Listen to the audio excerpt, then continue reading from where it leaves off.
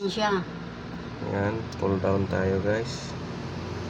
Tapos magpapalit tayo ng rubber insulation kasi ano na siya, hindi na siya nag-absorb. Pull down muna natin guys bago natin galawin for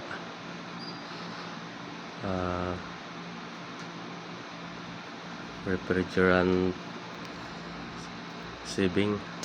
Receive natin yung refrigerant guys, kaya pump down muna natin